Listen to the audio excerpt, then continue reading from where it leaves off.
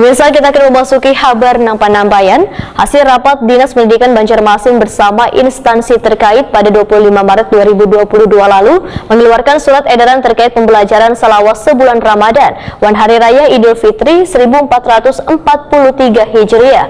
Pendidikan sekolah tingkat dasar wan menengah diliburkan. Untuk mengisi aktivitas selama bulan Ramadan, peserta didik diberikan buku aktivitas peribadatan.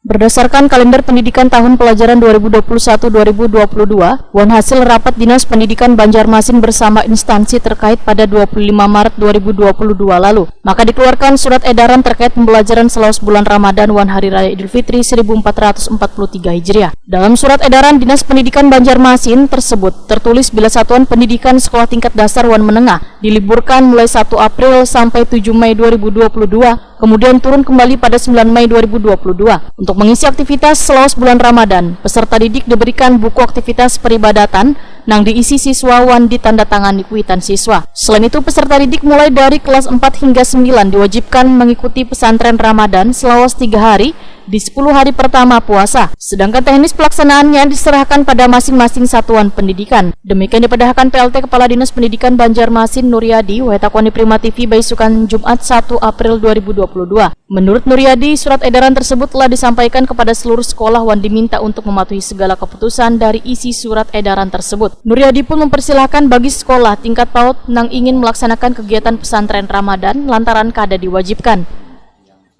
Memberikan hasil rapat kami dengan koordinator pengawas dan kelompok ke-3S dari TK, SD, SMP kami koordinasikan rapat kemarin bahwa memutuskan pembelajaran di bulan Ramadan kita menurut kalender pendidikan. Memang di kalender pendidikan itu ada libur dari tanggal 1 hari ini sampai dengan tanggal 7 Mei.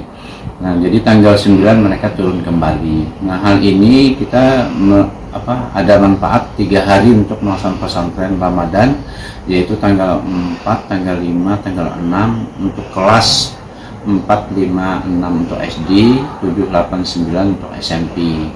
Nah, adapun dari TK juga itu menyesuaikan. Kalau memang ada mereka memprogramkan hal semacam itu, silahkan. Tapi kami tidak memberikan untuk mereka melaksanakan kewajiban untuk melaksanakannya. Jadi terserah pada mereka yang membutuhkan.